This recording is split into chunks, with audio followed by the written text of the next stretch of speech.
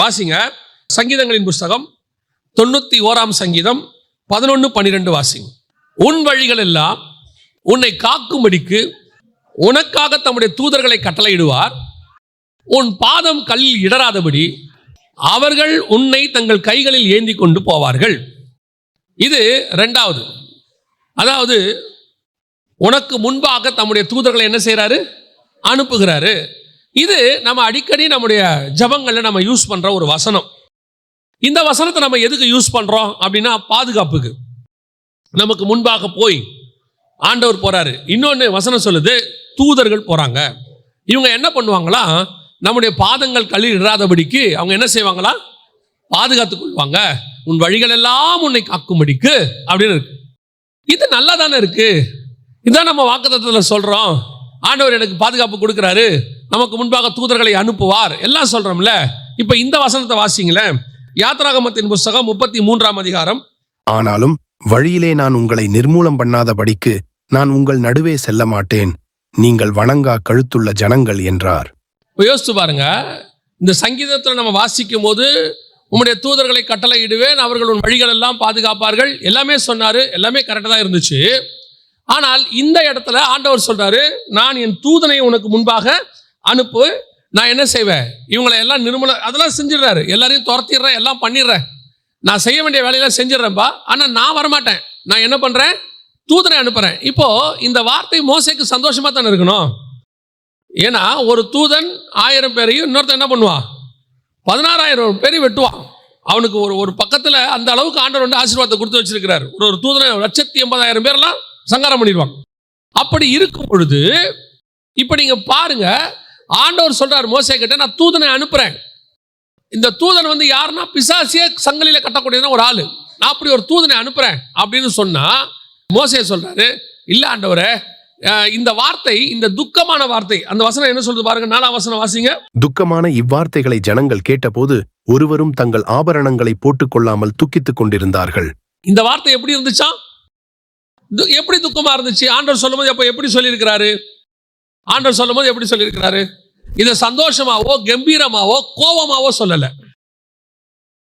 அவர் எப்படி சொல்லியிருக்கிறாரு? துக்கமா சொல்லியிருக்கிறாரு. அது எப்படி சொல்லியிருக்கிறாரு? துக்கமா. அதாவது கோவப்பட்டுலாம் பேசல. போ, நான் வரமாட்டேன் இனிமேட்டு உன் கூட அப்படி சொல்லல. நான் வரலப்பா இனிமேட்டு உன் கூட, நான் உன் கூட வந்துகிட்டே இருந்தேன்னா நான் என்ன பண்ணிடுவேன்? கோவத்தில் அடிச்சாலும் அடிச்சு விடுவேன். அதனால் நீ என்ன பண்ணிடுவேன்? அதனால் நான் என்ன பண்ணுறேன், என் கூட இருக்கிற தூதன் இருக்கான், நான் அவனை அனுப்பி வைக்கிறேன், நீ போப்பா, கூட்டிட்டு போ அப்படின்றாரு. இந்த வசனம் இந்த துக்கமான வார்த்தைகளை கேட்டபோது, இல்லைன்னா கர்த்தர் உடைய கோபமான வார்த்தைகளை கேட்டபோது தான் வந்திருக்கணும்.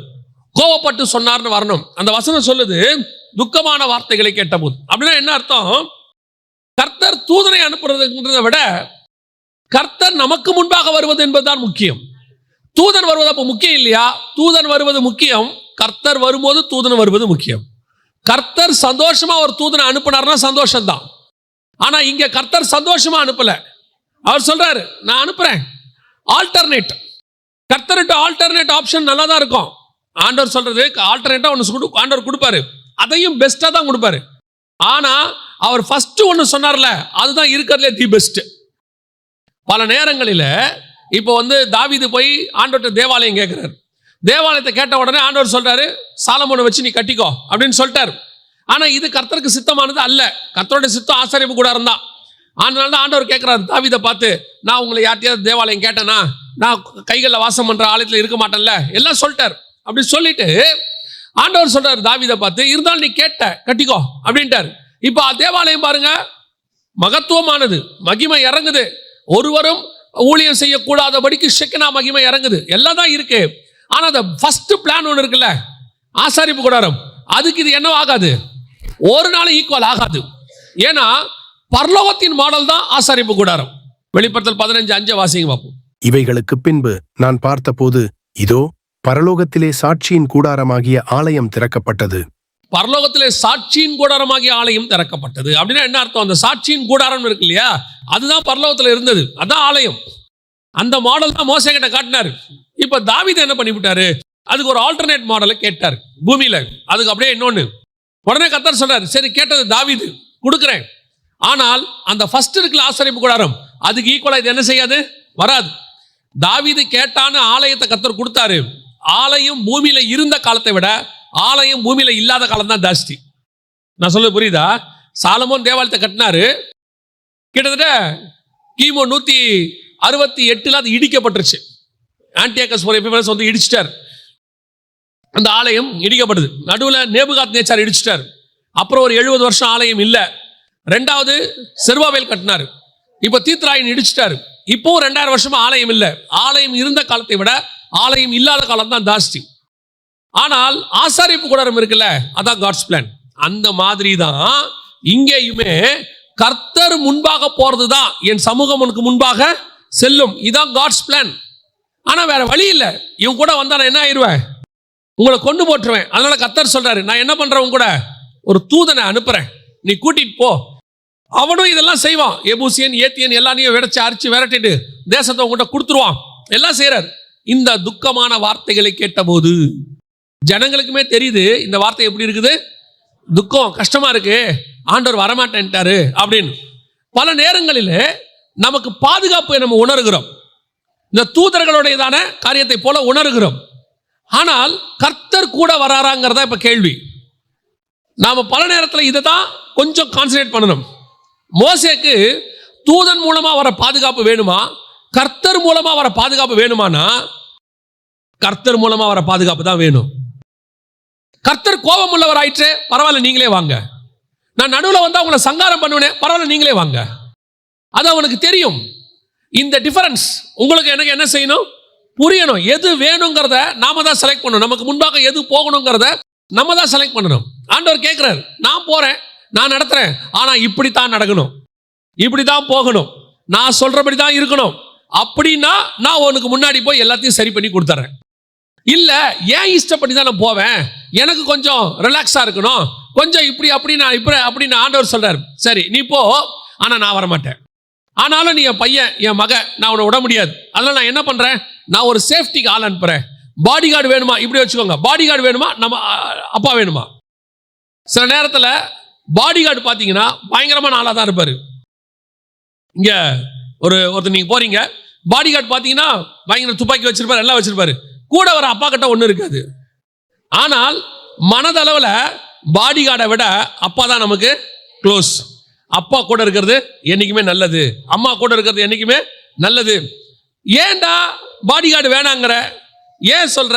அவன் சொல்லுவான், இந்த பாடி கார்டு இருக்கானே அவன் கட்டளைக்கு செயல்படுறவன். அடினா அடிப்பான், நில்லுனா நிற்பான், போனா போவான், வானா வாவான். ஆனா எனக்கு யார் வேணும் தெரியுமா? கட்டளைக்கு செயல்படுகிற பாடி கார்டு வேணாம், கட்டளை கொடுக்கிற எங்க அப்பா வேணும் எனக்கு. அதான் எனக்கு ரொம்ப வேணும். எனக்கு எஸ்தர்கிட்ட ரொம்ப பிடிச்ச ஒரு விஷயம், ஒரு தடவைக்கு 3 தடவை ராஜா கேட்பாரு. எஸ்தர் போய் பார்க்கும்போது ராஜா கேட்பாரு, உனக்கு என்ன வேண்டும் எஸ்தர்? தேசத்தில் பாதியை கேட்டாலும் நான் உனக்கு தருகிறேன். அப்படிதான் சொல்லுவார். ஒரு தடவைக்கு 3 தடவை ராஜா அந்த வார்த்தையை சொல்லுவார். ஒவ்வொரு ட்ரிப்பும் எஸ்தர் என்ன பண்ணுவாங்க தெரியுமா? வேணான்றுவாங்க. ஒவ்வொரு ட்ரிப்பும் வேணான்றுவாங்க.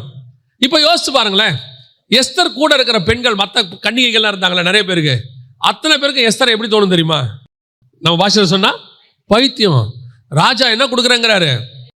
தேசத்தில் பாதி தரேன்றாரு. தேசத்தில் பாதினா எவ்வளவு தெரியுமா?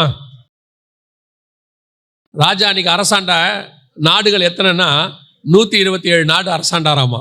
எஸ்தர் 1:1 இருக்கு. 127 நாட்டில் கிட்டத்தட்ட அவர் பாதி கொடுக்குறேங்கிறார். அப்படின்னா என்ன அர்த்தம்? கிட்டத்தட்ட 63 தேசம், 63 நாடு. எங்க இருந்து? இந்தியால இருந்து. அவர் எங்க இருந்திருக்கிறாரு? இந்த தேசம் முதல் எத்தியோப்பியா வரை, கிட்டத்தட்ட எகிப்து வரைக்கும் எல்லாம் இருக்கிற நான் உனக்கு தரேன் அப்படிங்கிறார். அதுல பாதி தந்துடுறேன்றார். 63 நாடு. அந்த அம்மா சொல்லுது, அதெல்லாம் எனக்கு வேணாம் அப்படின்னு. ஆனா உண்மையிலே எஸ்தருக்கு விருப்பம் இல்லை. ஏன் தெரியுமா? எஸ்தருடைய நோக்கம் 63 நாட்டுக்கு நான் ராணி ஆவது இல்ல, 127 நாட்டுக்கு நான் ராணி ஆவது. ராஜா பக்கத்துல போய் உட்காந்துட்டா 127 நாட்டுக்கு நான் தானே ராணி, நான் தானே ராஜாத்தி. நீ என்ன பாதி கொடுக்கறது? என்னுடைய நோக்கம் பாதி அல்ல, என்னுடைய நோக்கம் முழுசு, ஃபுல். இன்னைக்கு பல நேரத்தில் இங்கே தான் நம்ம மிஸ்டேக் பண்ணுவோம். நமக்கு ஆண்டவர் வச்சிருக்கிற ஆசீர்வாதம் மகத்துவமானது, அது பரலோகத்துக்குரியது. பூமியில கூட சொல்றேன், உங்களுக்கு ஒன்று கர்த்தர் கொடுக்க போறாருன்னா தி பெஸ்ட் கொடுப்பாரு. நடுவுல நாம என்ன பண்ணுவோம் தெரியுமா?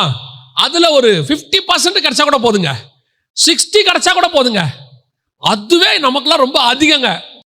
நாம எப்பவுமே நம்ம விஷன் கொஞ்சம் பெருசாக இருக்கணும். நாம சில நேரத்தில் ஆண்டவருடைய பிள்ளைகள் ஆகிறதுக்கு முன்னாடி பாவத்தில் இருந்தோம், மீட் எடுத்துட்டாரு, உண்மை. அதே நேரத்தில் இப்ப நாம் ராஜாவுடைய பிள்ளைகளாய் மாறி இருக்கிறோம். கர்த்தர் நம்மளை மாத்தி இருக்கிறாரு இல்லையா? தகப்பன்கிற உரிமையை கொடுத்திருக்கிறாரு. அந்த தகப்பனுங்கிற உரிமையோட தான் யாருக்கிட்ட போகணும்? அப்பா கிட்ட போகணும். நான் பாவிங்கிறதுல மாற்று கருத்தே இல்லை. உடனே நான் ராஜாவின் பிள்ளை ஆயிட்டேன், நான் பாவியே கிடையாது. இல்ல, நான் ராஜாவின் பிள்ளை ஆயிட்டேன், என்ன அபிஷேகம் பண்ணியாச்சு. ஆனா இன்னும் எனக்குள்ள என்ன இருக்குது? கொஞ்சம் கொஞ்சம் குறைவுகள்லாம் பாவங்கள்லாம் இருக்கு. அது முற்றிலும் மாறணுங்கிற எண்ணம் இருக்கணும். சிலர் ஒண்ணு இப்படி போயிடுறான், நீ ராஜாவின் பிள்ளை ஆயிட்ட, இனிமேட்டு உன்னை யாரும் எதுவும் பண்ண முடியாது, உனக்கு பரலோகம் கன்ஃபார்ம் அப்படிங்கிறான். அந்த இதுவும் இல்லை. முடிவு பரியந்தம் நிலை நிற்கிறவனே ரட்சிக்கப்படுவான். அதனால கேட்கும் போது இப்ப மோசேக்கு நல்லா தெரியுது, வர்றது யாரு? சம பெரிய பாடி கார்டு. சும்மா ஒரு தூதன் போதும், அடிச்சு நவுத்திடுவான், எல்லாம் பண்ணிடுவான். ஆனாலும் அவர்களுக்கு தெரியுது இது துக்கமான வார்த்தை. எங்க அப்பா என்ன சந்தோஷமா அனுப்பல. எப்பவுமே நான் சொல்லுவேன், நம்ம அப்பா நம்ம கூட இருந்துட்டார்னா வேற எவனை பத்தின கவலையும் நமக்கு கிடையவே கிடையாது. அவர் நம்ம கூட வரணும், முன்பாக போகணும். இந்த இடத்துல தூதர்கள் வருவது பாதங்கள் கல்லிடாதபடிக்கு பாதுகாத்துக் கொள்வாங்க, எல்லாம் உண்மைதான். ஆனால் அந்த காரியம் அப்பாவோடு கூட இருக்கணும். அப்பா இல்லாம நான் வரமாட்டேன்னு சொல்லி ஒரு தூதன் இருக்கிறானா அது வேஸ்ட், அது தேவையில்லை. இது உங்களுக்கு தெரியணும். ஸோ ஆண்டவர்கிட்ட கேட்கும் போது எப்பவுமே, ஆண்டவரே எனக்கு நீங்க தான் வேணும், இதை மறந்துடாதீங்க. ஆண்டவர்கிட்ட எப்ப கேட்டாலும் என்ன கேட்கணும்? ஆண்டவரே எனக்கு நீங்க தான் வேணும். அது வேணுமா இது வேணுமா? அவரையே தந்தவர் மற்ற எல்லாவற்றையும் அருளாதிருப்பது எப்படி? அவரையே நீங்க கேட்டுட்டீங்கன்னா மிச்சம் எல்லாம் கூட வந்துடும். அவரோடு கூட நான் சொல்லுவேன், வழிகளிலே காக்கும்படிக்கு தூதர்கள் வரணும். அது பழைய ஏற்பாட்டில் உண்மை, தூதர்கள் இருக்கிறாங்க, புதிய ஏற்பாட்டில் இருக்கிறாங்க, இல்லைன்னா சொல்ல. ஆனா புதிய ஏற்பாட்டில் பரிசுத்த ஆவியானவரே உங்களுக்குள் வந்து வாசம் பண்ணுகிறார், தேவனே உங்களுக்குள்ள இருக்கிறார். அதுக்காக தான் நான் என்ன சொல்றேன், எப்பவும் இந்த தூதர்கள், இந்த மாதிரி பிசாசுகள், இப்படிப்பட்ட காரியங்களுக்கு பின்னாடி போகாம யாருக்கு பின்னாடி போயிடணும்? தேவனுக்கு பின்னாடி போயிடணும். அப்பா கூட வாங்க, அவ்வளவுதான், மற்ற எல்லாம் முடிஞ்சிச்சு. அப்பாவே கூட வந்தாச்சுன்னா, நான் சொல்றது நல்ல தூதன், தேவ தூதன், அவனே கூட வருவதை விட எங்க அப்பா எனக்கு கூட வருவதுதான் மேன்மையானது.